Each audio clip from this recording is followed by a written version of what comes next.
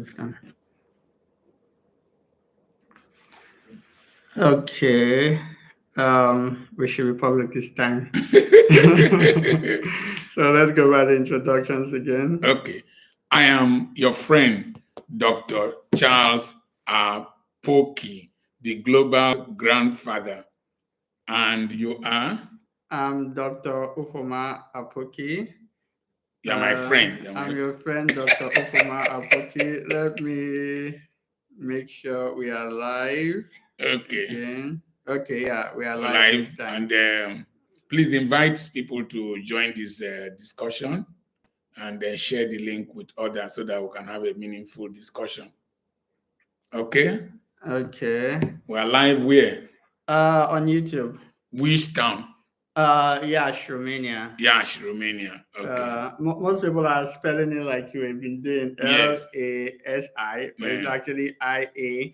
And S we said I can't remember what the. I don't know one kind thing. Yeah, with the stuff beneath. Okay. So it's pronounced Yash. Yash. Yash. Okay, so just to. No go call on Yash, yo.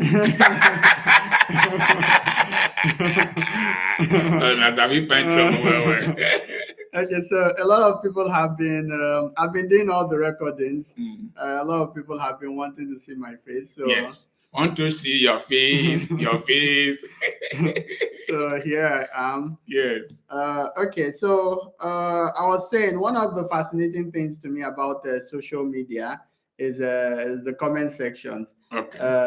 How people react to things. It's sometimes very comical. You see a lot of comedy, you see a lot of ruthlessness, you see a lot of viciousness in the comment section. And craziness. Like you always say, social media is a public toilet. Yes. But if you are on there, you should be ready to smell shit. Okay, so in one of the videos we did, when we were talking about the pressure in Nigeria being too high, and there was a comment that was quite interesting to me, and I wouldn't read all of it, but the person was trying to say, yeah, you're criticizing, or not necessarily criticizing.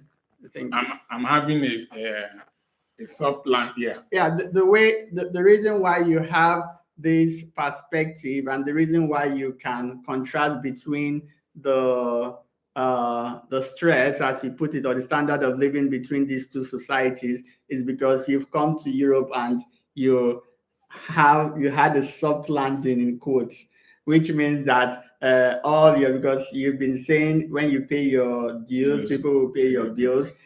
So people, your accommodation was booked for you, your flight has been booked for you, you're not paying for bills, you're not paying for food, you're not paying for transport. So the idea is that if you actually live here, you wouldn't have this perception. So what's your idea on soft landing? A lot. Just before we go on, if you have questions, you can drop your questions so we can take them. I'm usually behind the scenes, but now I can see your questions and we can take them. You see, if I see somebody's video on social media, the first thing I do, I go to the person's page profile to go and check about the person. Some people are thinking that this is my first time of coming to Europe. I came to Europe in 2012 when my eldest son was graduating from medical school to this same country. You even came before I did. Yeah, I did. I came before you did. And 2012. After 2012, 2015, I was in Australia. I paid my ticket for 508,000 then, when dollar was 200 naira to the dollar. And I went to Australia. I didn't take offering from any person, and I didn't take donations from any person. Now, and that does not negate the fact that I could do an impartial analysis. Number one, when you work hard in life, you get a soft landing. You can't you can't be living a soft life, then you think you'll get a soft landing. I came here with enough dollars. I came here with enough dollars to take care of myself. People most times don't understand the crazy nature you have. Yes. I think you came here even with the expectations that even if you don't meet anybody. If I don't meet any of these children here, I will still have a good time. I came here with enough dollars. I work hard in Nigeria. I have real estate, a lot of properties that if I want to come here and spend 10 years, I can spend 10 years here. So I'm giving an impartial analysis, and I expect people to also take an impartial reception. Nobody loves Nigeria more than me. If you have the opportunities I have, or I had, I was in medical school when I didn't need visa to go to the UK. I could have run away. I had opportunities to leave this country, but I found out that it is easier to make money in Nigeria than to make money anywhere. Now, why do people get a hard landing in these countries? Number one, what did you come to do? How did you get here? If you came here legally, you came here to school, the general tendency is that your parents must have prepared the ground for you to come. I was training 3 children in this country from Nigeria. One is a medical doctor in Germany now. I trained 2 here at the same time with my wife. So the soft landing is not because people are taking care of. Have you been sending me money? No. Since you came here, you have not been sending your elder brother. I think it's only 35,000 naira he has sent me. I even send money to SA. Even part of the reason I wanted you to come was that so that we'll share our holiday, so that I'll take a holiday together. Yes.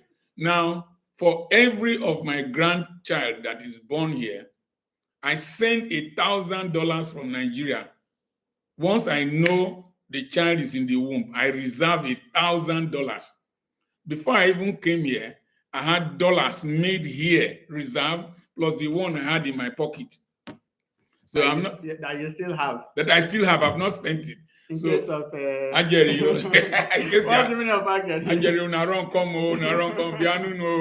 so I don't live a life that depends on people. I live a life of independence, so I work hard. Number 2, when you are coming to Europe or any country, have a skill that is employable. Have a skill. Number 2, apart from a skill that is employable, try as much as possible to have a service that you will render that people are ready to pay for. Number 3, have something of sale value, something you can sell that people will buy from. Let me tell you, there are people in Nigeria who are earning dollars from home. They work at home in Nigeria and they earn dollars. So it is not when you are sponsored, you can come here. You are working for a Jewish firm. Yeah, you are working for an Israeli company. Yeah. So it is not because I prepared my life. I started planning my life long time ago. I told you people that I opened my first hospital when I was 29 years old. When we did that interview in the lake, somebody said my father laid a proper foundation. Which foundation? The only school fees he paid. And at one time, I would hawk firewood to pay school fees in secondary school. I would hawk akamu to pay school fees. I was showing films in the university and doing all kinds of menial things to be able to pay school fees. So nobody laid any foundation for me, but it is the determination to excel. And Nigerians, the earlier you accept that we are not doing well, the better for you. You cannot start using national pride and be deceiving yourself and deluding yourself. That's why these our leaders, both religious and political, have been dealing with us both bars. Somebody called me to come and preach somewhere. It's from above, not from abroad. From above, not from abroad. That man has been going to the US regularly. White people have been coming to his community to sponsor him. In fact, as I talk to you now, His son is resident in the US, but he brought a topic. It's from above, not from abroad. You people like being deceived, and I like being realistic. Why the comparison if not it is just self-delusion, obscurantism. Because you can't compare two things that aren't a little bit similar. No, but you see, like we have had regular electricity here. I also I've not owned generator for the past 4 years. It is because I have solar energy at home. So I'm not saying these things because I'm uncomfortable in Nigeria. No, I'm very, very comfortable. I stay in hotels virtually throughout the year, paid for. So in fact, I have better soft landing in Nigeria than in Europe here. The earlier we start to face reality that all is not well with our system, we have our comparative advantages, which are very good. Like now, I can't stay here more than the 20 days visa I got. I will go back home. The cold you've been. The cold. I've been shivering, and I ate a goosey soup 3 days in Bucharest because all this food, pasta, and all this, and cheese. Cheese looks like bar soap. So I really enjoy Nigeria. And do you know why the rich people always stay in Nigeria? No. There's no rich Nigerian pastor that is living overseas. Yeah, that's true. There's no really rich politicians. No really rich Nigerian lives overseas. When I mean really rich, musicians. Imagine Tupac, Two-Face Idibia, Davido, Rema, and all that. They don't live overseas. They live here. The money is in Nigeria. It is there that I have soft landing. Here, a police shout, I go respect myself. For in the Nigerian airport, these are the roadblock. When I come out, oh, the man that says the truth. Oh, okay. That's how Nigeria have softer landing here. But I have invested in these young men. I have invested intellectually, invested spiritually, invested morally, invested physically.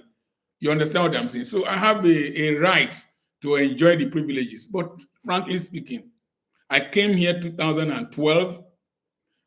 Before December 24th, 1989, Romania was not too different from Nigeria. In fact, somebody made that comment. Yes, before Ceausescu was removed on Christmas Day, Romania was not too different. It is just that they had the Soviet influence and some of the trams. I'm still seeing Soviet era trams. Yeah, older trams. But we went to a village where we came from this evening. The streets are clean. The people are not shouting. There was no refuse along the road. It was at home in Nigeria. I don't sleep well. There's a lounge near me, shakes my roof. Boo, boo, boo, boo, boo, boo. Then there is a church by my wife's bedroom. This thing. Then there is another thing there making noise. We need to redefine what nationhood is and what development is. But the question is, even if you don't have a soft landing, is it not possible to still objectively compare to society? Yes. In fact, the person that doesn't have a soft landing will be angrier with our system, you understand, than here. You understand? I'm ready to escape the system. We're ready to escape. If any person asking me that question, I then give you a chance, come here as I come, so you don't jack back. You know? So it is not the soft landing, it is that we need to call our leaders to order. We need to call our spiritual leaders, our political leaders, our community leaders. Look at my community. We get money from oil.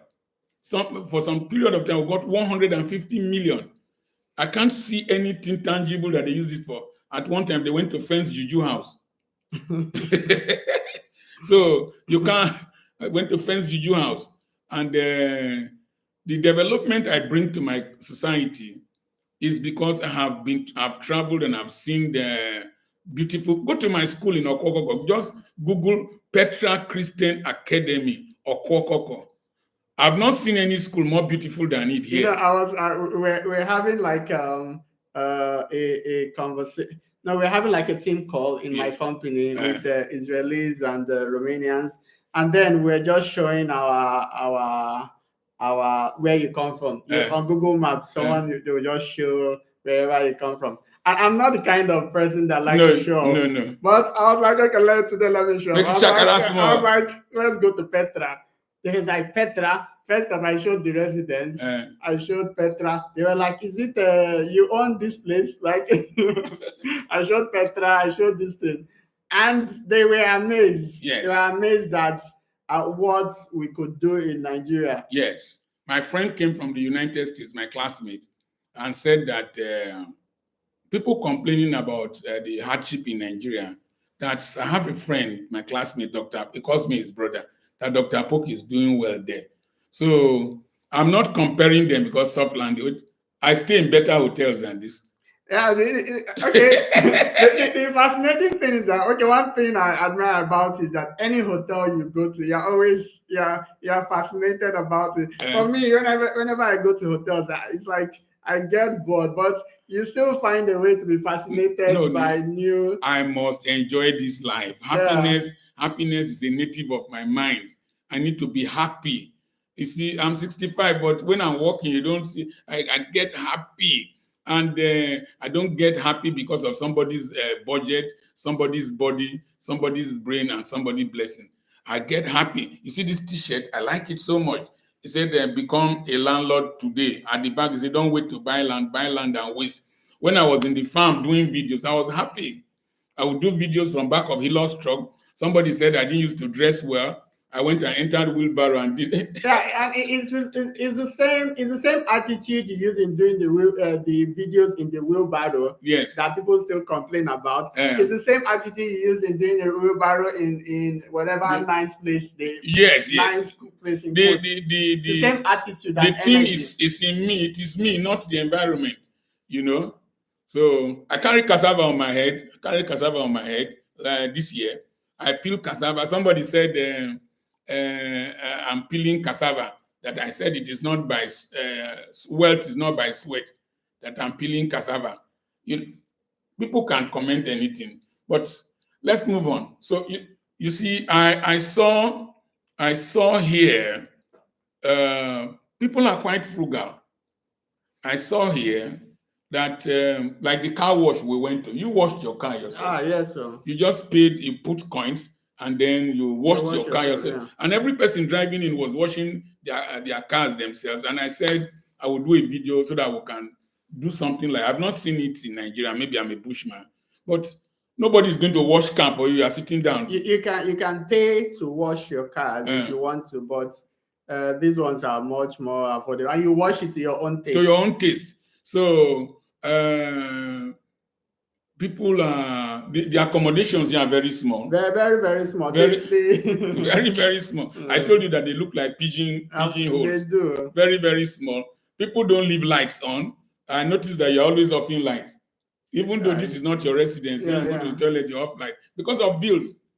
So and it had just become second nature, because if you are not using something, it just becomes second nature. Like when I was in Uniben, I was working out with I was working with a Jehovah Witness girl. She was a classmate of mine from Ughelli, Noble Crest. And we're walking together, and I just threw something on the floor. She was like, wow, why would you throw something?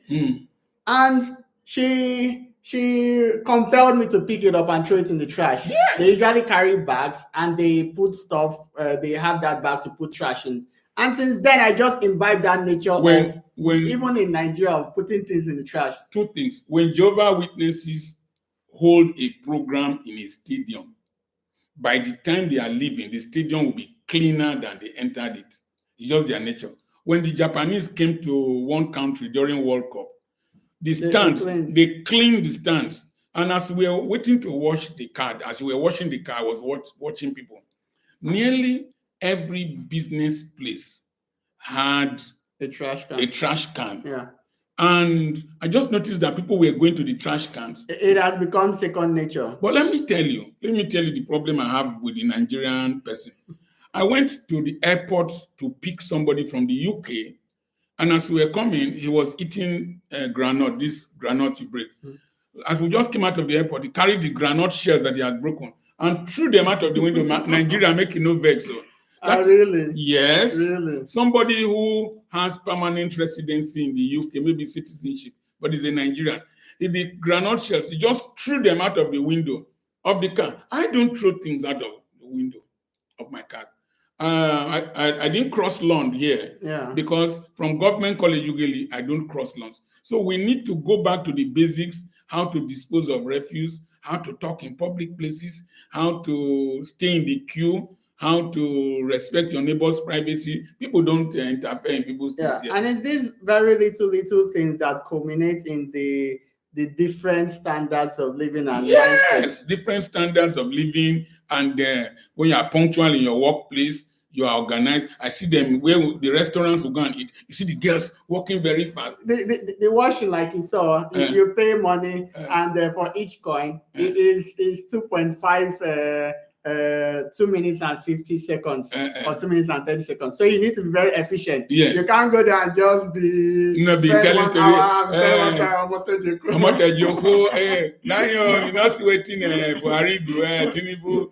No. So it forces you to even be effective, to be time conscious. I was seeing the girls then. They serve food and I was watching them. No, well, it is outstanding, and we need these little changes in our systems. And they still use coins here. We are the only country that does not use coins that I've been to. We don't use coins. They still use coins here. So we don't have value for little. Look at the monastery we went to. That monastery has been there for years. Which of them? The second one we went to there. So that one was 1695. Okay. The one we went to, I don't know. Okay. The one we went today is Chetatua. They've preserved it, and it's a tourist attraction.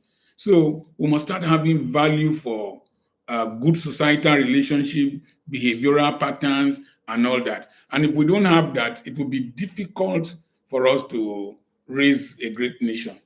Some people have this concept, like one of the comments here. One of the comments it said Nigeria would never work. No, it will work. What's your take on that? Okay, when we went to buy stuff opposite that park, that place, 1939. Okay, Petro. I saw a white boy with a T-shirt. Behind the T-shirt is written, Visit Rwanda. Visit Rwanda. So imagine somebody from Romania advertising Rwanda.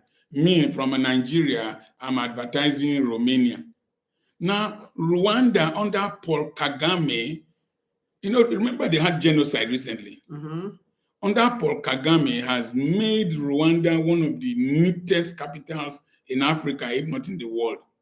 And things are properly done. Their airline is functional. So these people most probably have gone to visit Rwanda. In fact, the British government has had an agreement with Rwanda to repatriate asylum seekers there, because the asylum seekers will have a good place to stay. So Nigeria can be good if we, the led, decide to become citizens. In Greek political psychology, they say that there are 3 classes of people in a country. Number 1, the idiots. The idiots are people who don't care about the consequences of their actions on society. They don't just care. They can throw refuse, they can play loud music.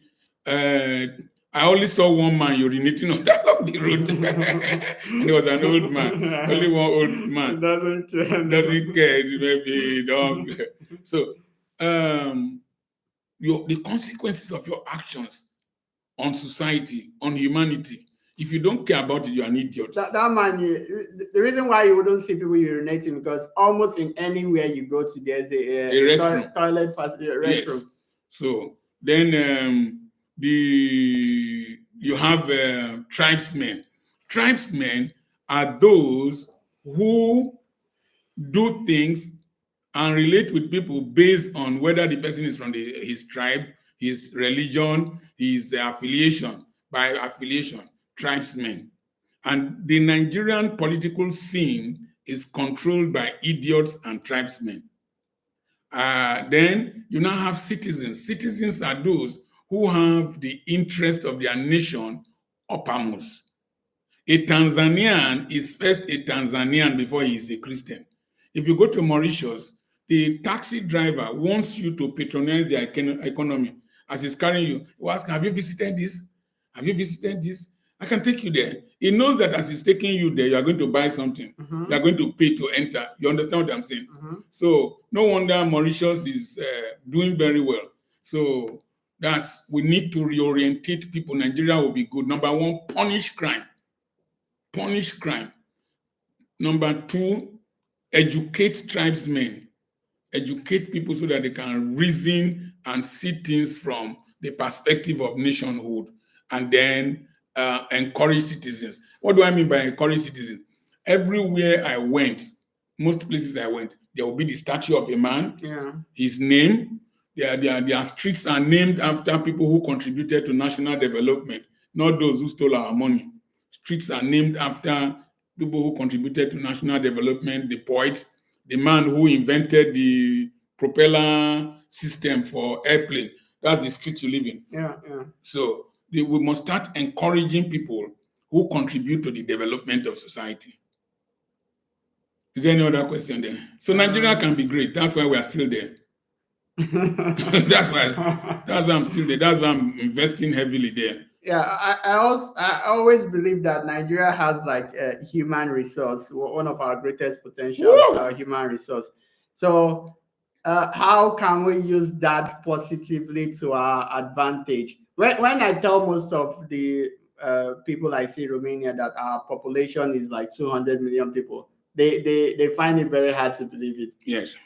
So how can we use the human resource, the gifts we have, or that advantage positively? Number one, there needs to be a wealth redistribution. Mm-hmm. Only a few people, in some societies, they say 80% of the wealth is in the hands of 20% of the population, while the remaining 20% of the remaining 80% of the population share 20%. Mm-hmm. But in Nigeria, only 5% share 95% of the wealth, then the remaining 95% of the population share 5%. So we need to do a wealth distribution, and we need to do social justice. And you understand what I mean? Social mm-hmm. justice, give fairly to every person, you understand? Fairly. Give them opportunities, reward those who do well in the opportunities you are provided. Like your son earns an income. You understand? Mm-hmm. When you were leaving the hospital, they gave you how many diapers? 100. Yeah, the church there. The church there? Yeah, the church. Oh, it's a church? Yeah, it was the church. Inside the hospital? Yeah, there's a church in the hospital. Oh, I thought it was government. No. It was the church. The church gave you 100 diapers? A pack of diapers. Pack of diapers. I can't remember how many. See, so the church did that. When your wife delivered, she walked out of hospital because insurance will take care of it. Not so. She's been on 2 years maternity leave, mm-hmm. and she would go to you must spend 1 weekend together in a hotel annually. No, they have like accommodation, a budget for accommodation to mm-hmm. go on vacation. To go on vacation? Yeah, anywhere in the country. Anywhere in the country. At one time, transport was free for students. Yeah, students. So let's have social justice. It's still free for let's say students in high school mm-hmm. and below, but it was free for high school students and also university students up to a certain age. So if students, even though there is increase in fuel price, if students can enter tram, enter buses free to school, their parents will have less pressure to a large extent. Mm-hmm. So then the next thing is to give qualitative education. I was surprised that to Jeremy, students are still writing on the floor, pupils are writing on the floor. To Jeremy, The biggest gas plant in West Africa is just at Otorogu there. But pupils were writing on the floor of the classroom. So we need to do a wealth distribution. The cost of running the presidency, the cost of running the two arms of government, of the legislative arm, Senate and House of Rep, is too high. And that is because we put too much pressure on politicians when they want to contest. So, but when we re-educate the people, they won't demand for salt and bucket and all this from politicians. But sometimes they seem to, I think they seem to like that the free rice and the free rice and this. It's poverty now. They weaponize poverty, So we need to redistribute wealth so that the wealth we have, the majority of the people can have. In Australia, people don't struggle to steal. They don't struggle to even be rich because when you reach, they don't even struggle when they drive and no. See, everybody's. When you reach a certain age, you have the right to go to, is that Bonation they call it? You go to a place and they start earning an income. If you don't have food, there's a place you go to get food stamps. When you are old, if you don't have any person to take care of you, there are old people's homes where they bath you and do everything. So you don't struggle to secure the future. Are you following what I'm saying? What do we struggle for? Want to buy a generator? Want to buy fuel in the generator? Want to buy a car? Want to enter transport. I'm seeing a lot of people just trekking, they're entering tram, and then we need to redefine our social values. When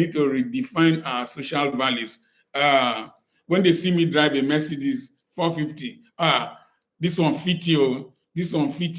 They don't know the fuel it is taking from me. This one fit you. We try to look at people and create a status for them without realizing their state of affairs. So we are too grandiose, we are too expensive.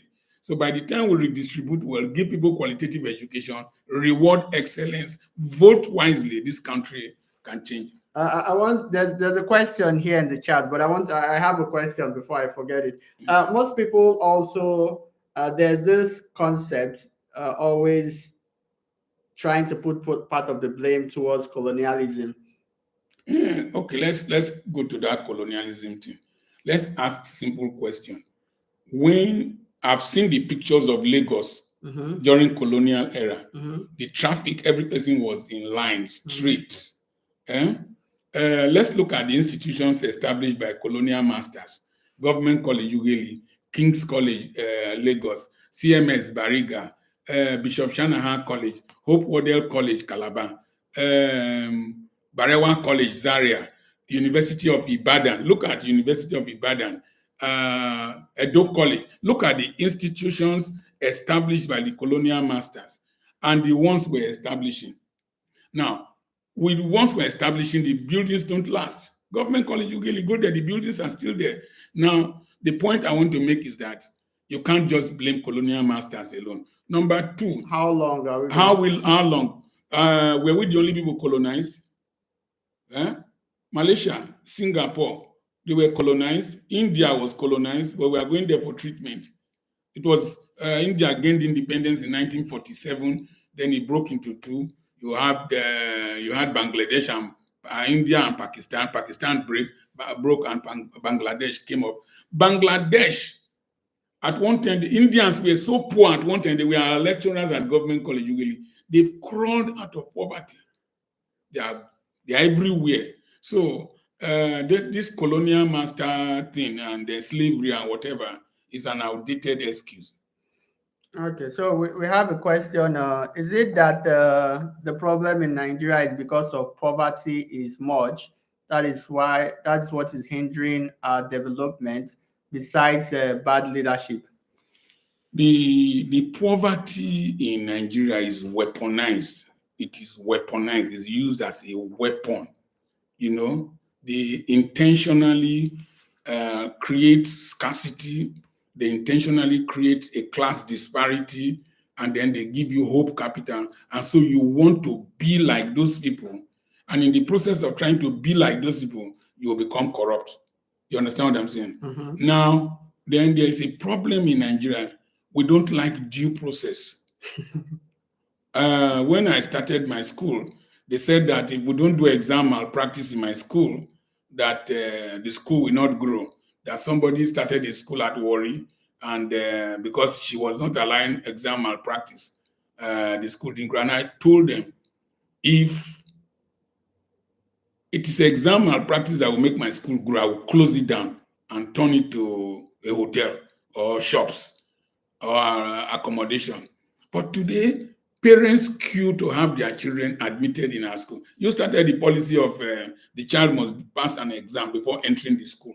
And I was very ruthless. Very ruthless with it, you know. So most of the parents would they wouldn't know I'm the parent. I'm the child. Or they are the owner of the school. Yeah, because of maybe I dress very simply, and they want to like bribe me, and so at the end of the social. And we are producing exceedingly wonderful results.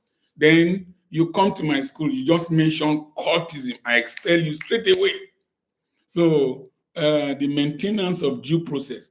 At government college, we don't cross laws, we will go around. So I got used to due process. So then that is with the citizenry. Then we celebrate corruption. When a church wants to do Thanksgiving service, until a politician comes as a special guest of honor, we won't thank God for ourselves. So these people, they see us as parasites. The spiritual leaders are supposed to be honored and feared by politicians, but we like craving for money and for resources, and then we like planning bigger than ourselves. The resultant effect is that you want to beg to achieve those things. So if we can rectify our psychology, change our approach to life. You see, when a British somebody in Britain said, he will say 20 pounds. When he says the 20 pounds, the way he's even pronouncing it, you will know the weight and the value with which he got his money. And these are our brothers in the diaspora. They work a lot for their money. They work very hard for their money. So they don't spend it anyhow. So then the other thing is that religion is part of our problem. We want to pray everything into existence. We want to pray development. You don't pray for elections, you conduct good elections. You don't pray for census, you conduct good census. Okay, on that, what differentiates because let's say Romania is quite religious. They are quite religious. There is corruption. They are quite religious though. What separates, because there's this I've forgotten how the saying is phrased, that any country that is very, very religious is always also very poor. Yes. So what separates a country like Romania that is religious? They have their deficiencies, but there's still a decent standard of living, with a country like Nigeria that we are religious. And I saw one pastor is like, we've been preaching prosperity gospel for how many years? 40 years, and Nigeria is still the poverty cap. What separates those? The effect of the Soviet Union. The effect of the Soviet Union. You understand what I'm saying? You know, your curriculum in Polytechnica is very strict. So the effect of the Soviet system on these economies, to a large extent, potentiated them. Gave them, they stayed under an advanced leadership for a period of time. And a developed system for a period of time. So they had models to follow and a mold to flow into. Now you turn it around. Israel is a very spiritual nation. You understand? It's a very spiritual nation. But in as much as they depend on God, they have the dome that shoots down missiles. They are able to think. They don't pray for God to. They think beyond their enemies. Imagine the pager attack on Hezbollah. Imagine Nasrallah, the bunker busting. This thing. You will see Americans are supporting them. Let me ask you a simple question. The Jewish nation has won a disproportionate number of Nobel Prizes in science and different things, than the whole population of the world. It is because they use their brains. They think. They are creative. The more we recognize creativity, the more we see that we need to contribute to society, the more we will advance. Then the more God will give us ability, will endow us. The Bible says he gave them according to their abilities. And then the servant that had 5 extra talents, he said, come into my rest. That is, come to my shalom. Come to my divine provision. And then he took the one that did not perform, gave to that one. So you now see that the more productive you are, the more effective you are, the more you contribute to humanity, the more God blesses you. But our own Christianity is very selfish. If it not be me, tell me who God will bless. If it not be me, tell me who. You're a very selfish person. If you shout the loudest, amen, you get the biggest miracle. So how do deaf and dumb people get healed? I mean, they can't. Holy Ghost, you owe me something. You owe me something. It is a very selfish. We come to God with an ATM mentality. We'll have an ATM card of in Jesus' name. We put it inside, then we expect miracles. That's the difference between us and Romania, and between us and Israel. You can't believe God and then you go late. When the Bible says early in the morning, Jesus went to pray. Early in the morning, Mary Magdalene. Early in the morning, Moses went to meet Pharaoh. You can't be going late and then say you are a Christian. No, I don't believe in that kind of Christianity. Okay, let's take another question. This question is quite interesting because I'll also try to expand on it. You say, why can't our millionaires and billionaires contribute more to help reduce poverty, since Nigeria is where they are making their wealth from? And I also want to extend this to some ideas that, if, like you mentioned, 80% of the wealth is in like 20% of the individual. Yes. And in some places it's like 10%, 90%. Nigeria is 5%, 95. So even in the US, people will say we are the 99. The poor people, they say we are the 99. Yeah. So some people have this idea that if people just redistribute wealth, everything would be okay. I know that is a fallacy in itself.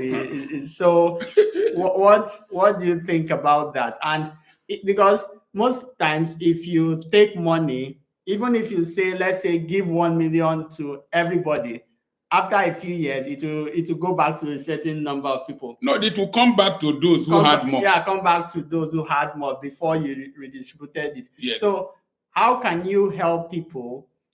Let's say billionaires and millionaires, how can they help them without this idea of just redistributing free money? Okay, let me not contradict myself.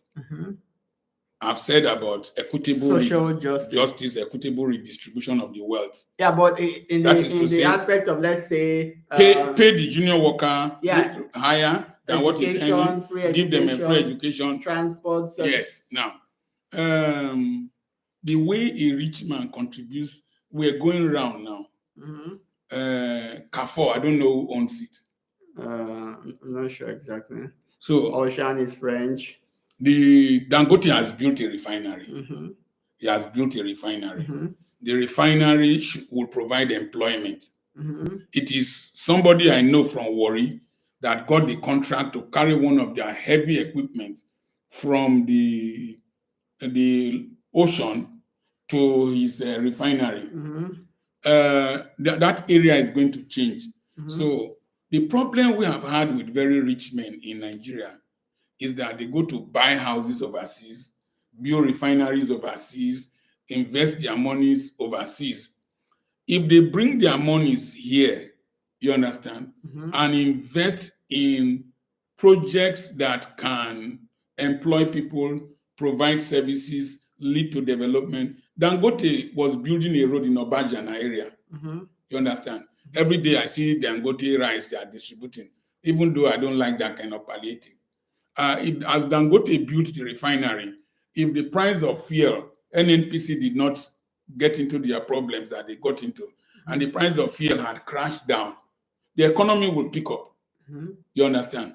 Innocent Motors, you know how many people Innocent Motors is employing? Coscaris Motors, you know how many people? Different people are employing people. That's the best way for them to. They can't just carry money and throw to people. I give you an example. There was a class where somebody asked a professor about socialism or communism and capitalism, that he hates capitalism, that he prefers socialism. The professor said, okay, gave them a test. You have heard that story? Yeah. He gave them a test. Some people scored 95. Some people scored 5. Those that didn't read scored 5. Some scored 10. Then he added all the marks and distributed it evenly. The average was now 52. Every person now passed. He said, this person, you got 92 or 90 something, but we distributed everything equally. The next test, those who scored very high, they say, whether we read or we no read or we will pass. The ones below, the Agberos below, they say no need to even read. Hey, bye-bye. Well, by the time they did, the average of the class was 27%. And everybody failed. So, in as much as a welfare society is ideal, the best way for the elite to contribute to society, Harvard is named after a pastor who donated his library. There are scholarship foundations, scholarship funds that are given in the US, you understand? Stanford University, where their son died and they wanted to commemorate their son by building a hall there, and they were treated shabbily. They went and built Stanford University. Are you following what I'm saying? So it is by the establishment of businesses, establishment of institutions, giving grants, and bringing about venture capital. You will see that somebody has an idea. People will take the ideas, invest in them. Facebook didn't make profit for a long time. A lot of these things don't make profit for a long time. People bring their monies, invest in it to develop that idea. Then subsequently, when the idea grows, they become shareholders and their investment will increase. Okay? So that's one of the ways they can. But you don't just expect, this may not they give it, I can't gum. I will work my money, then I come and throw it to you. That's what some entitlement mentality people have. I don't do that. Okay, another question. I will rephrase it because I don't quite like the wording of the question.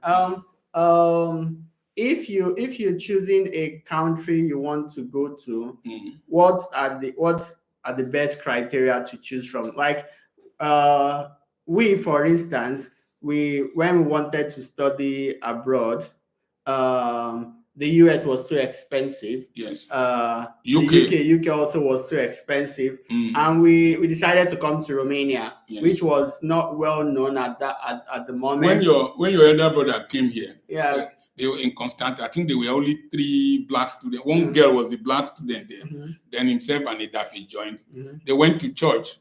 One boy went there and touched his head and look whether it was staying him. That was how this place was. As at the time I sent you people there. But I've also sent you to the US. That's what I wanted to come to. I sent your younger brother to the US.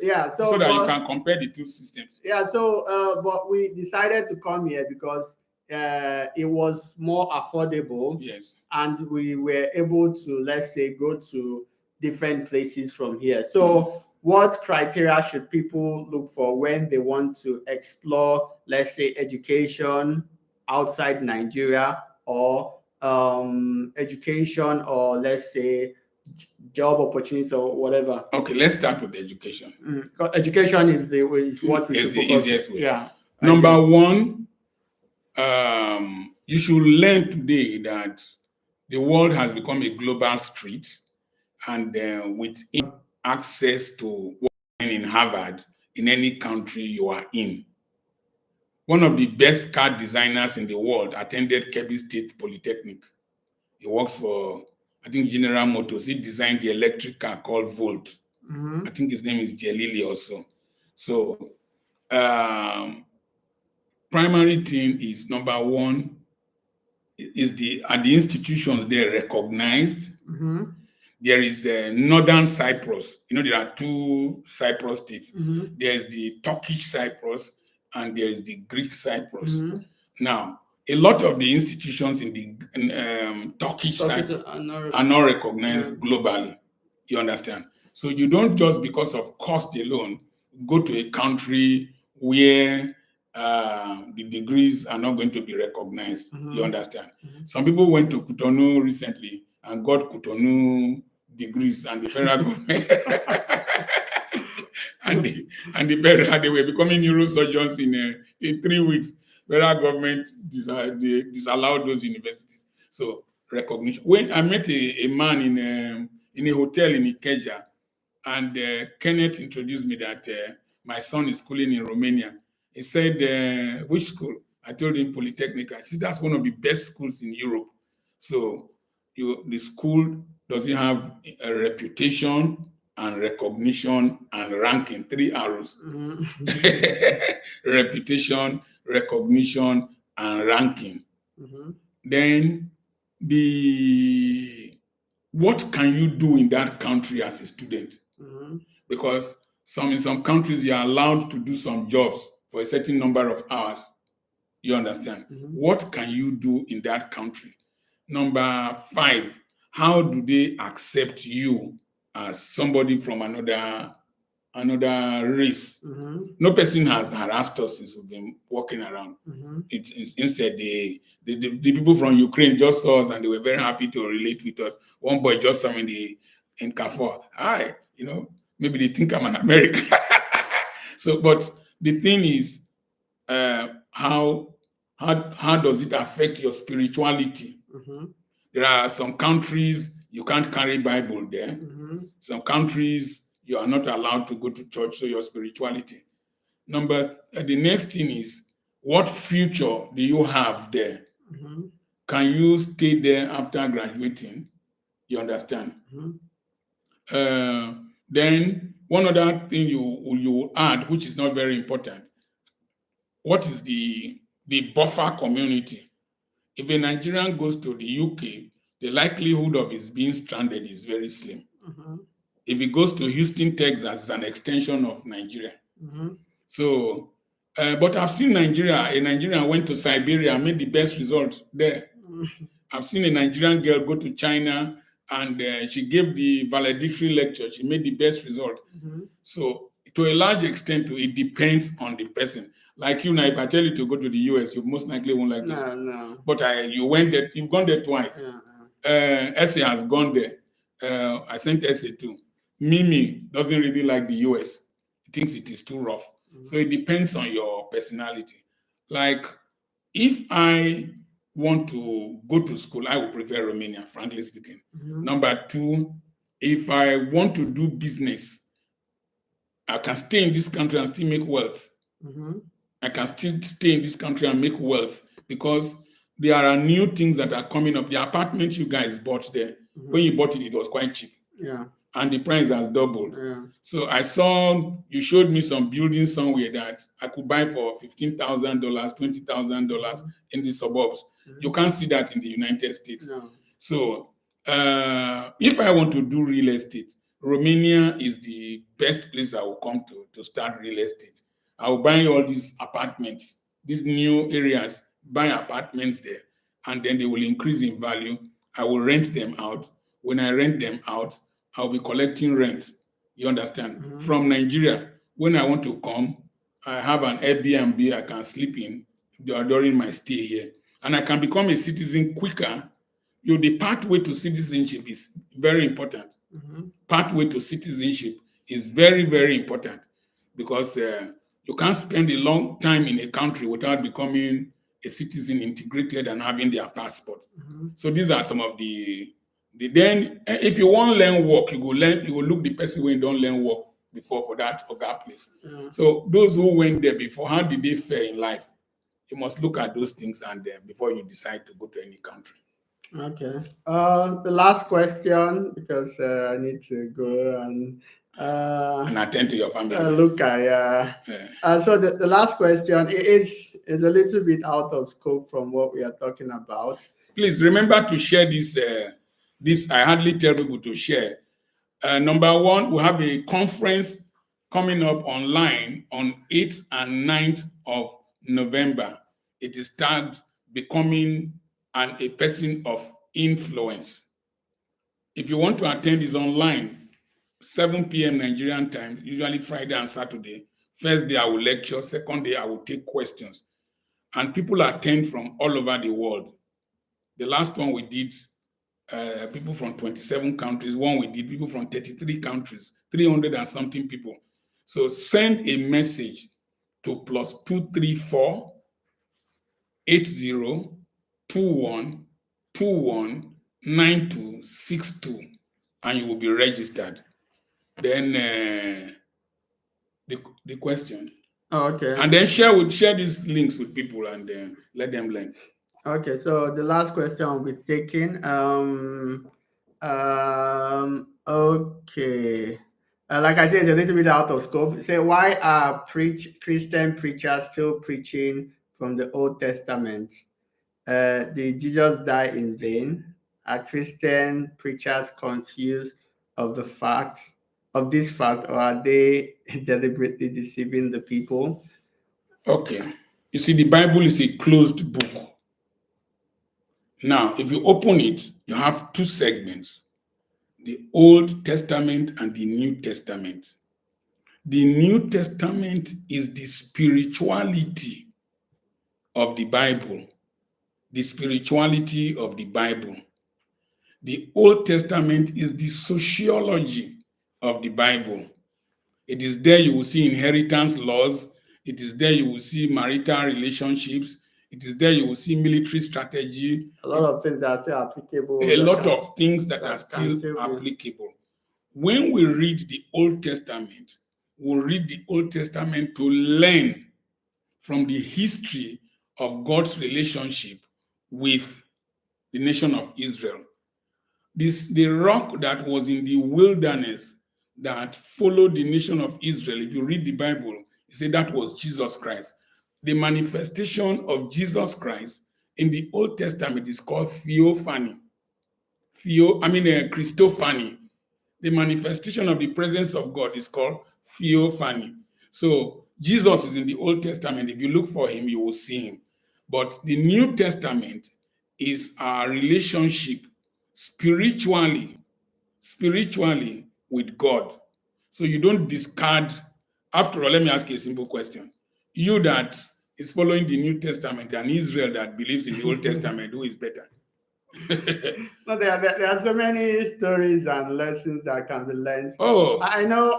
Okay, most people will go to the controversial issues of tithe and stuff, but we don't necessarily need to go there. No. Besides that, there are several lessons I think that can be learned. There are several lessons, principles. You see that the Bible has the following P's. P number 1, the patriarchs. Mm-hmm. Abraham, Isaac, Jacob. Mm-hmm. P number 2, practices, circumcision, marriages. Mm-hmm.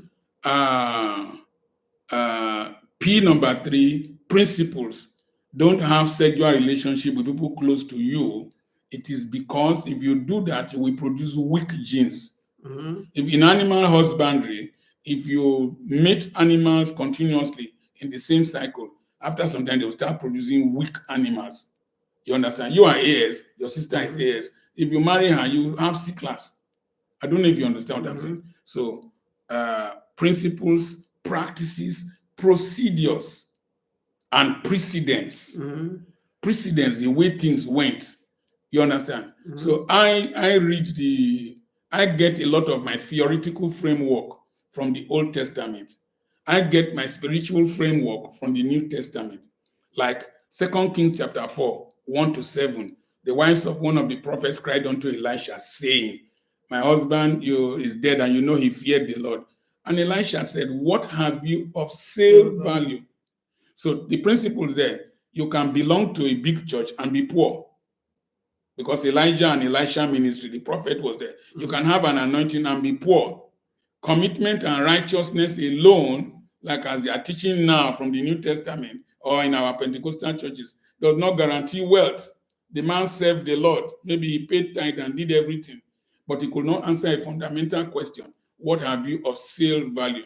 Number 2, he said, go borrow vessels. He said, go borrow vessels so you can steal ideas and principles and practices from others. Number 4, shut the door against yourself. When you want to start reorganizing your life, don't let too many people poke nose inside and contribute their discussion. Don't listen to their criticism. Pour into the empty vessels. Look for a space where you can put your anointing into, put your services into. You understand? That's why I came to Gili. If I was in Lagos, I wouldn't have been able to cope. So look for a vessel, a place, an empty container, an empty space. Pour into it, and then it will expand.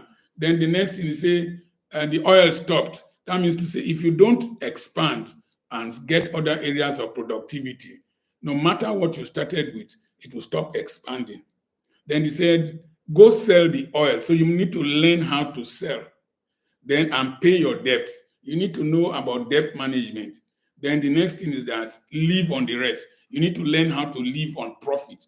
Each of these things I've said, I've written books on them. And they have helped me. They are principles that have helped me. Go to the ant and be wise. That's the principle of gradualism. Philosophy of the ant. Philosophy of the ant. So I think you read both the Old Testament and the New Testament, but your relationship and practices are more of the New Testament than the Old Testament. But there are principles and practices in the Old Testament that are sociologically, psychologically, scientifically relevant. In the camp, they say when you want to defecate, go and defecate outside the camp. Dig a hole, cover it with earth. Are you following what I'm saying? That's environmental sanitation. Yeah. So that flies will not perch them. And then if somebody has a disease, exclude him. That is social distancing. So the Bible is such a beautiful book that unless you read the two together, you can't be balanced. You can't be balanced. You are spiritually malnourished. I think we've had an interesting time. We should do it again. We'll do it again, father and son. Yeah. I used to call you in those days. Come, let's go and philosophize. Yeah, and online philosophy. We've taken it to online. Listen, Dr. Ufoma started writing my books from the age of 13. And he became an author very early. At 22, before he went for youth service, he had his own company. He became a millionaire in my house before he came here. He doesn't need to be here. As he's here, his company is running in Delta State. We are building a twin-story building for him. So he's not here because somebody said that your pikin go marry Oyibo for residency permit. Bust it. Your Oyibo is happy marrying us. So I'm your friend, Dr. Charles Apoki, and you are? I'm your friend, Ufoma, Dr. Ufoma. Always add that doctor, you see me for body. Happy for her. Not the small suffer, is over. Big suffer. Dr. Ufoma Apoki. So we'll be catching you next time. Next time we'll come online again. Please share this to others. God bless you.